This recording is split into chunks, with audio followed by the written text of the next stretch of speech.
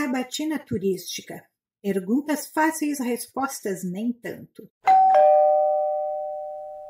Olá a todos, sejam todos bem-vindos. Bom dia, boa tarde, boa noite. Hoje nós estamos aqui para ouvir o Dr. André Perinotto, professor da Universidade Federal do Delta do Paraíba, e mais especificamente hoje ele está conosco para conversar sobre esse último número da revista Rosa dos Ventos, Turismo e Hospitalidade, uma edição especial que juntou pesquisadores latino-americanos e pesquisadores da Turquia. Para sabatiná-lo, nós temos o doutorando Felipe Zaltron de Sá e o doutor Matheus Vitor Tadiotto e o doutor Renan de Lima da Silva. André, botando a bola em campo, tens participado de várias, como organizador de livros, né, de outros números especiais de revista, então és um especialista na área. E imagina-se que cada inserção, digamos assim, tem as suas especificidades. Claro, já adianto aos nossos ouvintes que esse número da Rosa dos Ventos foi especialmente complicado. Publicamente, novamente, peço desculpas ao André, porque nós tivemos um problema com o software, né, com a plataforma que nós usávamos de edição. Tivemos que criar uma nova plataforma e a migração nem sempre é muito amigável. Aliás, estamos até agora ainda brigando com o sistema para que as coisas voltem a ocorrer como nós costumávamos ter nas nossas edições da revista.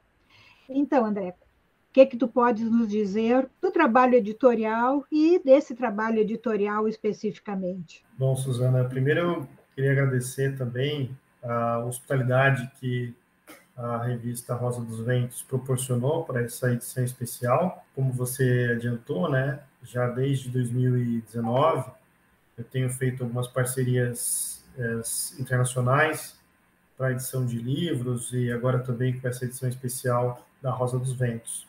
Particularmente em termos de tratar sobre essa edição, né, como que foi o trâmite dela, enfim, foi um levantamento, na verdade, pessoal, em conversas com alguns colegas da Turquia, né, eu sou editor de campo, a gente pode dizer assim, né, se fosse traduzir literalmente, da revista Geomat, né, que é uma revista multidisciplinar lá da Turquia, né, baseada na Digipark, que é uma editora da Turquia. E conversando com os editores de lá, na possibilidade, inclusive, de ter trabalhos brasileiros lá na edição, eles gostaram muito da ideia. O Thiago Pimentel também, meu querido amigo, também é editor lá da revista, e eles gostaram da ideia, mas eles propuseram o contrário, né?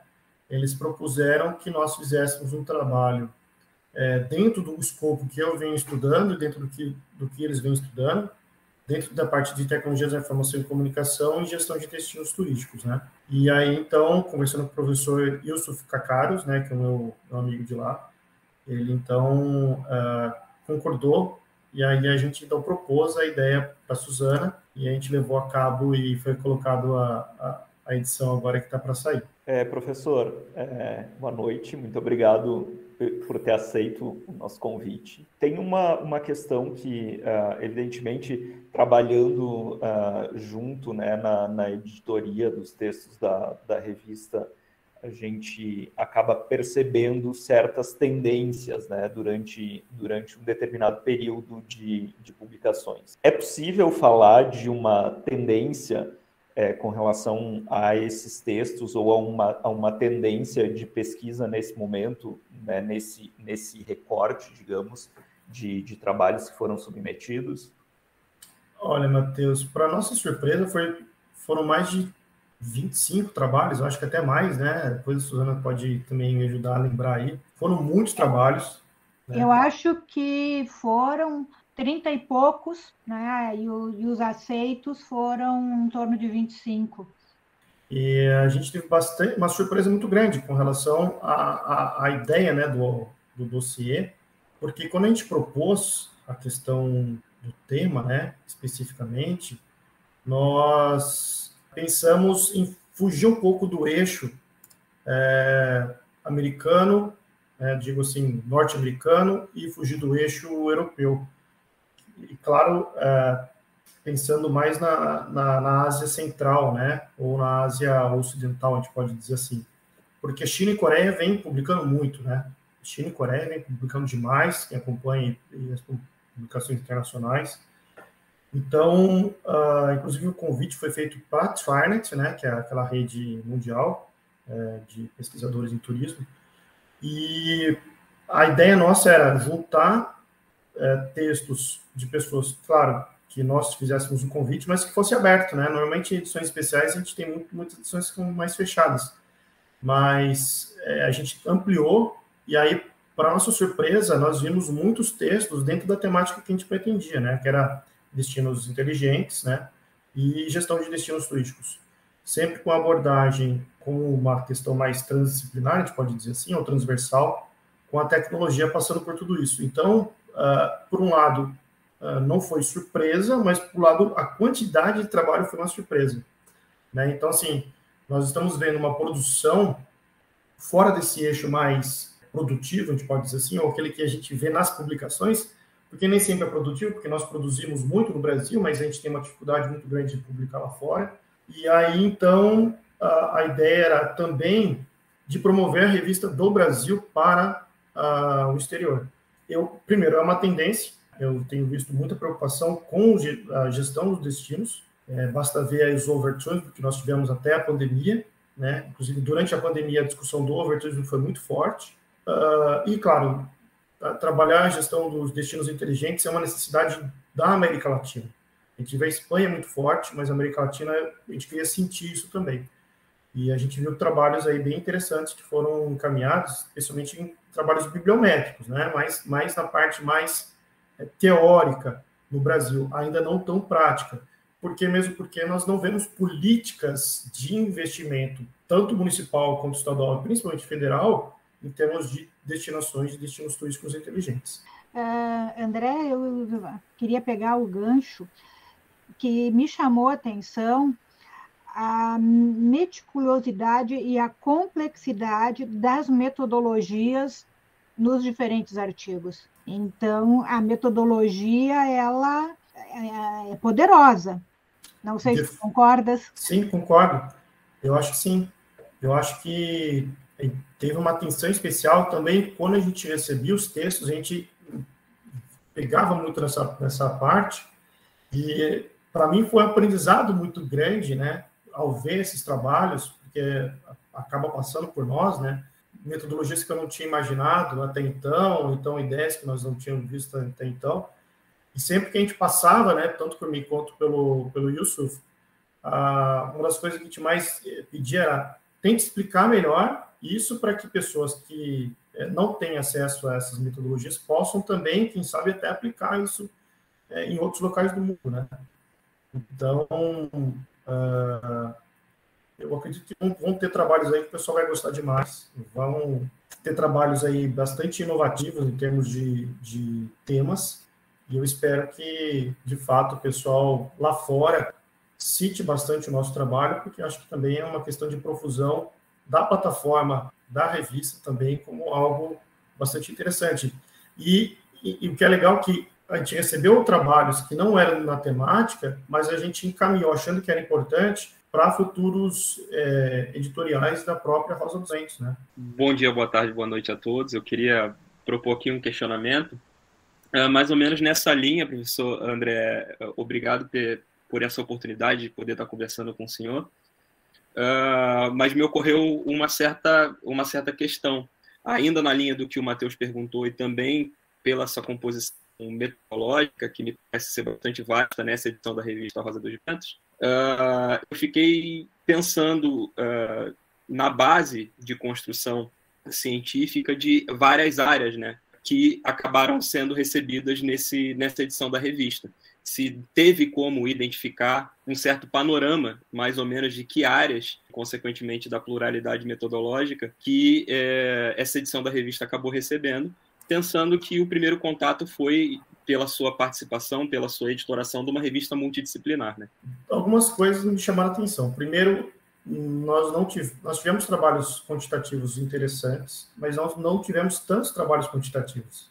Então, por mais que a gente trabalhe a questão de gestão, por mais que a gente trabalhe a questão de tecnologias, enfim, tiveram trabalhos bastante qualitativos, não no sentido metodológico, né? E uma outra questão também, que volto a falar, os trabalhos no Brasil têm uma tendência muito mais ainda no campo bibliométrico do que no campo prático em si. Então, e aí fica uma questão também para que nós, enquanto do Brasil, olhemos para esses temas como temas emergentes do mundo. Nós tivemos aí um trabalho da América Latina, um ou dois, não me lembro agora, eu tenho que retomar aqui, foram todos os trabalhos. E os trabalhos da Turquia, sim, os trabalhos da Turquia vieram bastante fortes em termos de construção metodológica e foram bastante variados, né? Então, assim, por mais que você tenha a questão da tecnologia, houve uma preocupação em survey, houve preocupação em analisar bases já de dados secundários, né? Dados documentais, inclusive tem um trabalho, outro sobre videografia, enfim, tiveram vários trabalhos aí bem diferentes, e eu tenho certeza que essa variedade pode contribuir para que as pessoas olhem para o tema de gestão, né, de destinos, e vejam com atenção que não necessariamente tem que ter um ou dois métodos ou metodologias que se tem como base, a gente pode variar. E até uma coisa que eu acho bem interessante, que tiveram alguns artigos que tiveram um mix, né, tanto de procedimentos quanto de métodos. Isso aí é uma coisa que traz uma riqueza do trabalho bem interessante. E podia fazer um esclarecimento, talvez o nosso ouvinte não tenha essa aproximação. O que é o turismo na Turquia? A Turquia é um destino turístico? É um destino super turístico, né? Inclusive, Capadócia é um local extremamente procurado. Inclusive, eles também têm uma questão de turismo histórico-cultural fortíssimo, né? Constantinopla, enfim, toda a questão Eurásia, né, que eles têm, é um país extremamente rico em cultura, e vem crescendo muito, né, conversando com o Yusuf, vem crescendo muito a questão da preocupação deles em ter a ideia de que a Turquia também pode ser um centro de recepção de pessoas que querem estudar e pesquisar turismo, inclusive com oportunidades de pós-doutorados, né? As universidades lá vêm crescendo em termos de investimento, algumas universidades, inclusive, financiam publicações para eles, isso eu acho bem interessante. E em termos de turismo, propriamente, eu posso dizer, conversando, eu não tenho tanto domínio sobre a própria Turquia, mas, enfim, conversando com o Yusuf e com os próprios editores-chefes, e avaliando, inclusive, alguns artigos para eles, né? Eu já avaliei, acho que 5 ou 6 artigos da própria revista. A gente vê muita profusão de temas bem diferentes, sabe? Você tem desde o turismo gastronômico até a gestão de tecnologia em hotéis, por exemplo. Então, há uma preocupação com isso. Eu vejo como um país emergente, assim como o Brasil ainda, né? Mas eles têm a vantagem de ser um país extremamente cultural, né? Em termos de variação, né? De tanto a influência da Ásia quanto da Europa. Então, tem a questão paisagística, como eu falei da própria Capadócia, né? Mas também tem questões de produção, muito claro, de alimentos, né? Que eles têm também para a parte de turismo gastronômico. Então, é uma questão de tendência que eu vejo na Turquia crescendo. E os trabalhos, inclusive, apresentam alguns trabalhos. 2 deles ou 3 eu tive que passar, porque eram de gastronomia, mas eu tive que passar para edição mais do fluxo normal da própria Rosa dos Ventos. Mas a gente vê muito trabalho pensando essa questão de dar esse fortalecimento da gestão dos destinos na Turquia. É uma tendência que eu vejo em termos de temática da área. Em termos de turismo, de turistas, enfim, eu tenho essas tendências conversando com esses colegas. Professor, e pensando um pouco no teu próprio artigo que entra nesta edição, como é que tem sido visto essa questão da gestão de destinos e dos observatórios de turismo, principalmente aqui no Brasil? Olha, Felipe, eu me surpreendi com alguns resultados que nós tivemos, né? Esse trabalho, na verdade, ele é fruto de um trabalho anterior que a gente publicou na Enlight Tourism, né? Eu com o Saulo e com a Dani Fantoni. Nós evoluímos esse trabalho, eu e a Dani, para o verbete, que acabou de sair agora na enciclopédia do Burrales, né? De turismo e marketing. Nós avançamos mais ainda, aí já com o Osiris e também com o Valério, a Larissa também, para ampliar essa discussão. Qual é essa discussão que a gente traz? Como funciona, como deveria, o que seria o ideal de um observatório? E trazer também para quem é de fora, mas principalmente para quem é do Brasil, como que um observatório funcionaria, como o observatório funciona, ou como ele seria idealizado em termos de política pública. Mas aí, eu, em conversas com a rede de observatórios, inclusive Giovana, o pessoal lá da rede, sempre muito receptivo com a gente, nós tivemos aí, então, excelentes retornos, feedbacks, né? Então, na verdade, o trabalho ele já vem sendo feito lá em 2019, né, antes da pandemia, e aí a gente vem evoluindo, conversando, pegando dados, participando da rede como ouvinte mais, né? Mas a gente pega e absorve muito também do que a experiência que o próprio Osiris, que é um dos autores do artigo, e é da rede, também está, né?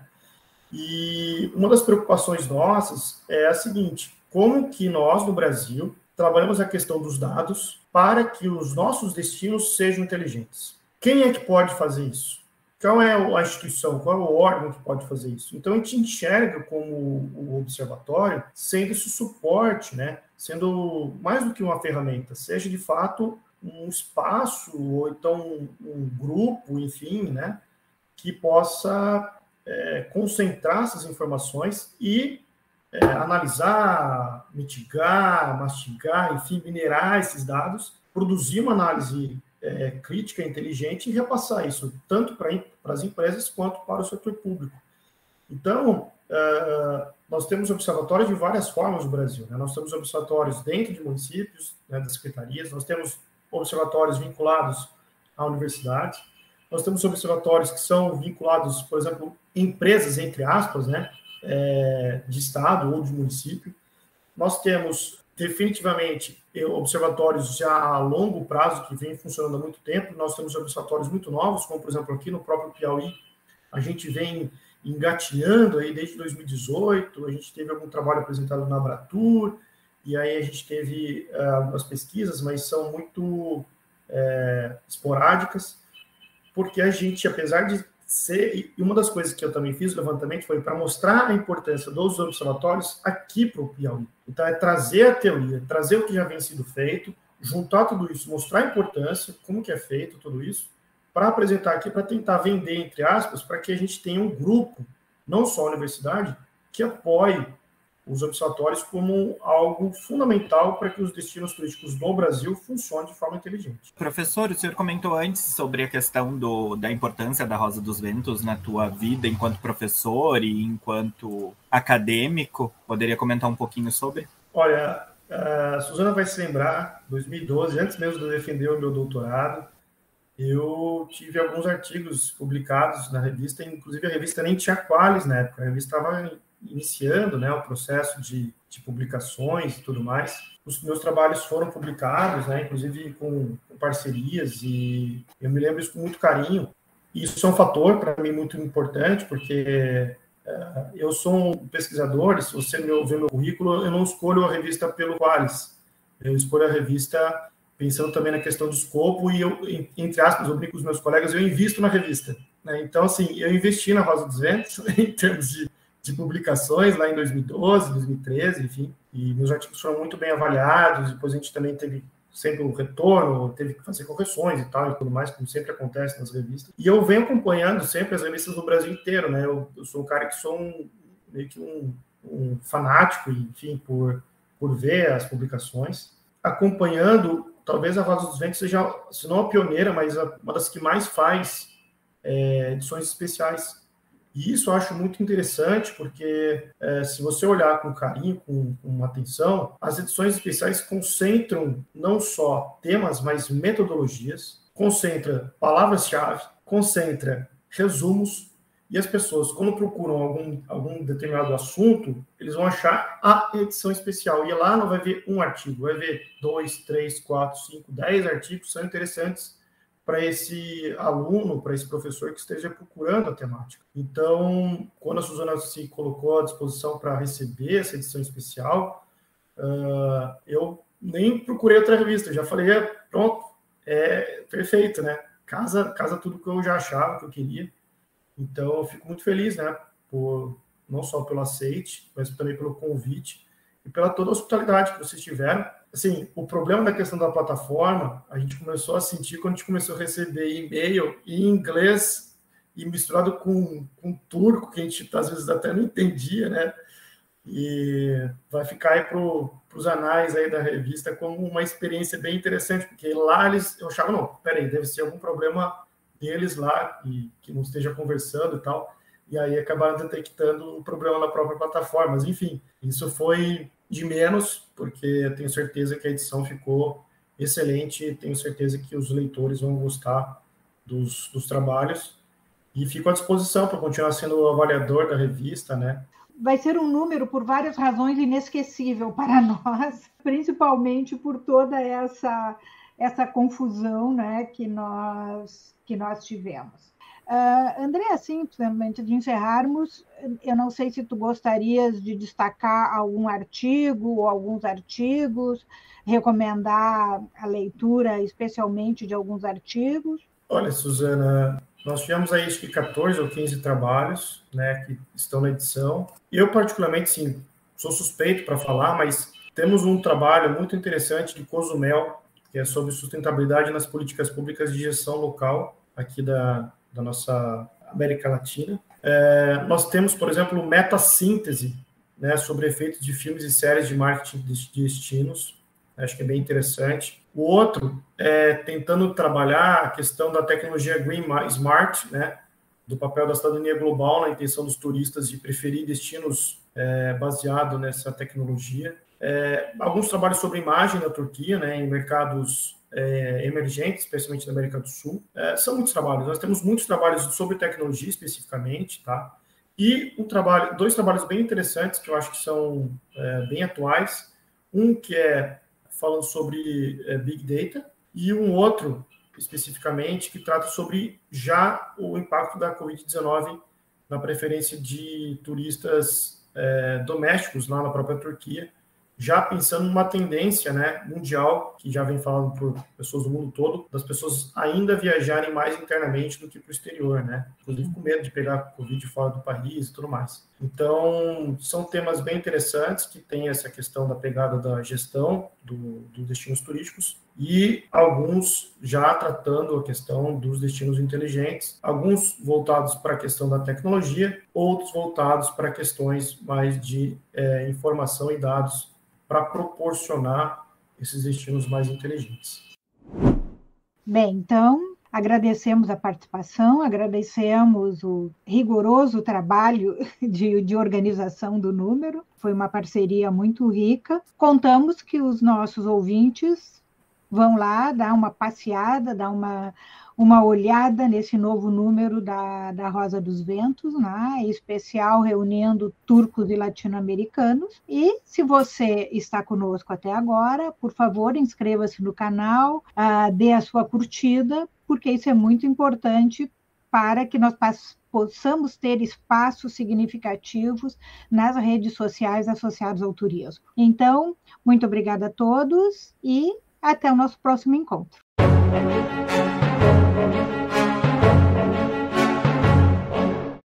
Você ouviu o podcast Sabatina Turística, uma produção da revista Rosa dos Ventos, Turismo e Hospitalidade, que busca promover a divulgação científica.